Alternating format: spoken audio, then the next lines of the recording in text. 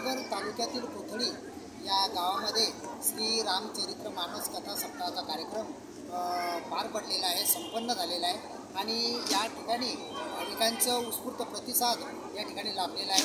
पंचक्रोशीतील भाविकांनी या ठिकाणी हजेरी लावलेली आहे आणि या ठिकाणी हा एक उत्साहपूर्ण वातावरणामध्ये हा कार्यक्रम संपन्न झाला आहे।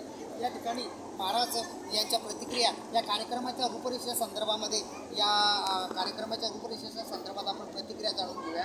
महाराज, रूपरेषेच्या संदर्भात कार्यक्रमाच्या संदर्भात आपण काय सांगू शकता? नीलांबुज श्यामल कोमलांगम सीता समारोपित वामभागम पानो महासायक चारुचापम नमामि रामम रघुवंशनाथम।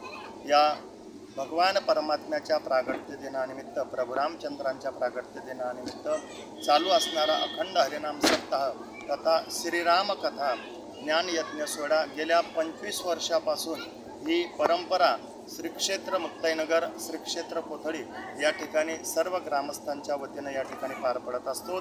यावर्षी या कथेकरता ज्यांच्या मुखारविंदातून कथा श्रवण केली असे आदरणीय मंगेश महाराज दाताडेकर यांच्या मुखारविंदातून दररोज संध्याकाळी 7 ते 10 या वेळेमध्ये रामचरितमानस या ग्रंथाचं या ठिकाणी पारायण झालेलं आहे। त्यामध्ये सकाळी काकडा, त्यानंतर रामधून 3 ते 4 या वेळेमध्ये, त्यानंतर मोठ्या आनंदामध्ये, उत्साहामध्ये आणि ग्रामस्थांच्या सहकार्याने मोठा दणदणीत असा हरिपाठ होत होता आणि त्यानंतर सर्व ग्रामस्थांकरता या ठिकाणी महाप्रसादाची व्यवस्था या ठिकाणी करण्यात आली।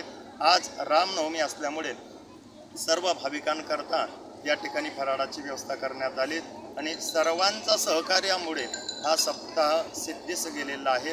रामकृष्ण हरी, जय श्रीराम, जय श्रीराम।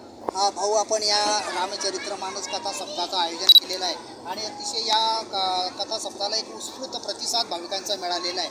पंचक्रोशीतील भाविकांनी या ठिकाणी हजेरी लावलेली आहे। तर या पुढील आपलं फ्युचरमध्ये विजन काय राहणार आहे, मानस काय राहणार आहे, काय सांगा?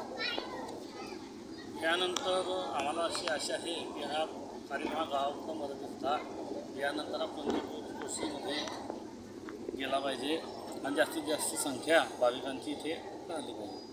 बरं, एक भारदस्त असा कार्यक्रम आपण या कोथळी गावामध्ये संपन्न केलेला आहे आणि या ठिकाणी प्रमुख अतिथींची उपस्थिती या ठिकाणी लाभलेली आहे।